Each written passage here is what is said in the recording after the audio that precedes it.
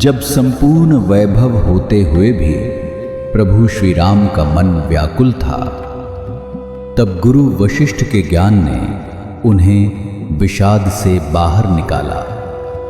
सुनिए बकुल जी की वाणी में। जय श्री राम। कल हमने देखा इसी महाग्रंथ में कि चेतना के अलावा कोई अस्तित्व नहीं है, जो भी है वो उनकी कल्पना हो सकती है, तब जाके वो ब्रह्मांड बनता है। और जब चेतना के ही कल्पना के जरिए अलग अलग रूप दिखता है, लेकिन है तो चेतना ही।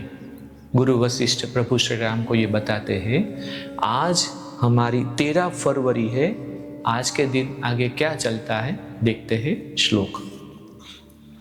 वर्जयित्वाज्ञ विज्ञानम जगच्छब्दार्थ भाजनम जगत ब्रह्म स्व शब्दानार्थे न अस्तेव भिन्नता। अर्थ है, जिस प्रकार मरीचिका में अस्थाई या सूक्ष्म नदी नहीं होती, उसी प्रकार संसार का वास्तविक अस्तित्व नहीं रहता, बल्कि वह तो शुद्ध चेतना होती है। संसार, ब्रह्म, असीम या अनंत अथवा स्व यानी आत्मा में अर्थ के विचार से कोई अंतर नहीं है। अंतर है देखने में, लेकिन अगर अर्थ में ढूंढे हम तो कोई अंतर नहीं है इन सब के बीच में। इसी श्लोक को हम वापस थोड़ी देर में अर्थ समझेंगे। वशिष्ठ ने कहा, हे राम, जिस प्रकार स्वप्न में दिखाई पड़ने वाले पदार्थ ठोस प्रतीत होते हैं और जागने के बाद उनका भौतिक रूप नहीं रहता, उसी प्रकार यह संसार भी जो भौतिक रूप में दिखाई पड़ता है, वह वास्तव में शुद्ध चेतना ही है। श्लोक का अर्थ दोबारा देखते हैं। जिस प्रकार मरीचिका में अस्थाई या सूक्ष्म नदी नहीं होती, उसी प्रकार संसार का वास्तविक अस्तित्व नहीं रहता, बल्कि वह तो शुद्ध चेतना होती है। संसार, ब्रह्म, असीम यानी कि अनंत अथवा स्व यानी कि आत्मा, उसमें अर्थ में अगर देखा जाए तो कोई अंतर नहीं है। ब्रह्म के विचार से यह संसार उतना ही सत्य है जितना जागृत अवस्था में देखे हुए स्वप्न का नगर। अतः संसार और ब्रह्मांडीय चेतना पर्यायी है। इस तथ्य को स्पष्ट करने के लिए मैं तुम्हें मंडप ऋषि की कथा सुनाता हूं। ध्यान से सुनो, आप भी ध्यान से सुने। एक और उदाहरण है। हे राम, बहुत पहले इस धरती पर पद्म नाम का राजा राज करता था। वह सभी दृष्टियों से पूर्ण था और अपने स्वभाव तथा आचरण से उसने अपने वंश का नाम भी उज्जवल किया था। धार्मिक परंपराओं के प्रति उसका वैसा ही आदर भाव था जैसा तट के आधिपत्य के प्रति समुद्र में आदर भाव रहता है। कितना बढ़िया उदाहरण दे रहे हैं। उसने अपने शत्रुओं का विनाश ऐसे ही कर डाला था जैसे सूरज अंधकार का विनाश कर डालता है। जिस प्रकार अग्नि घास को भस्म कर देती है, वैसे ही उसने समाज की बुराई को भस्म कर डाला था। साधु संतों का वह वैसा ही सहारा था जैसा सहारा देवताओं के लिए स्वर्ग होता है। वह गुणों की खान था। जिस प्रकार झंझा से बेल कांप उठती है, उसी प्रकार रणभूमि में शत्रु उसके आगमन से कांप उठते थे। वह उच्च कोटि का पंडित भी था और कलाओं का मर्मज्ञ भी था। उसके लिए कुछ भी प्राप्त करने वैसे ही सहज था जैसे भगवान नारायण के लिए कुछ भी अप्राप्य नहीं। उसकी पत्नी का नाम लीला था। वह अत्यंत सुंदर भी थी और अत्यधिक गुणवती भी।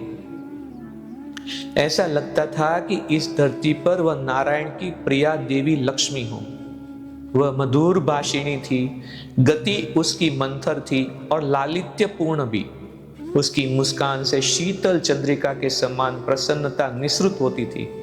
वह गोरी चिट्टी थी, शहद के समान उसकी बोली थी। उसकी भुजाएं मृदु और सुकुमार थी। उसकी काया वैसे ही पवित्र थी जैसे गंगा का जल। जिस प्रकार गंगा का स्पर्श भर करने से आनंद की अनुभूति होती है, उसी प्रकार उसे स्पर्श करने पर भी आनंद की अनुभूति होती थी।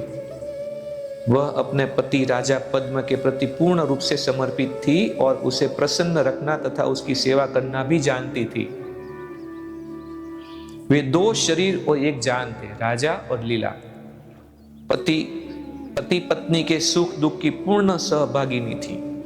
उसे अपने पति का घनिष्ठ मित्र भी कहते सकते थे, परंतु इतना अवश्य है, जब पति क्रुद्ध हो उठता था तो वह भय से कांपने लगती थी, भयभीत हो जाती थी जब पति गुस्से में आ जाते थे। तो आज यहाँ पे इस ज्ञान वाणी का मणिके को विराम करते हैं, लेकिन हम आपको ये याद दिलाना चाहते हैं कि इस महाग्रंथ के ऊपर से ऑस्ट्रेलियन मूल के एक निर्माता ने हॉलीवुड में एक बहुत ही बढ़िया मूवी बनाया था। उस फिल्म का नाम है मैट्रिक्स, और मैट्रिक्स मूवी का श्रेणी में है, लेकिन उनका उल्लेख इस महाग्रंथ के मुख पृष्ठ के ऊपर भी किया गया है। जब जब मैट्रिक्स हम देखेंगे, एक बार, दो बार, तीन बार, चार बार, जब जब इसका भी पारायण चलता रहेगा और समानांतर वो हम फिल्म भी देखेंगे। अब उसमें जो जो दिखाया गया है, उसने जो निर्माता थे उन्होंने एक ग्रंथ के ऊपर से मूवी बनाई, बहुत ही सफल मूवी हुई है वो। मैं आपको ये बताना चाहता हूँ कि आज अभी क्यों मैंने बताया 13 फरवरी को, क्योंकि आज के दिन लीला का पात्र उदाहरण के रूप में यहाँ पे प्रवेश हुआ है। अब ये बहुत दिन तक चलने वाला है लीला वाला खेल। अब लीला का जो खेल है वो हम सबको बहुत ही तीव्रता से सुनना है। क्यों? क्योंकि इसमें ठीक वैसे ही जैसे मैट्रिक्स फिल्म है, और ठीक ऐसे ही जैसे हमारा जीवन में सब चलता है, और ठीक ऐसे ही जैसा ये उदाहरण है। तो ध्यान से सुनिएगा। कल तक हम इंतजार करते हैं, कल फिर से मिलेंगे। जय श्री राम। इस ज्ञान यात्रा में हमारे साथ बने रहने के लिए चैनल को सब्सक्राइब करें और बेल आइकॉन दबाएं।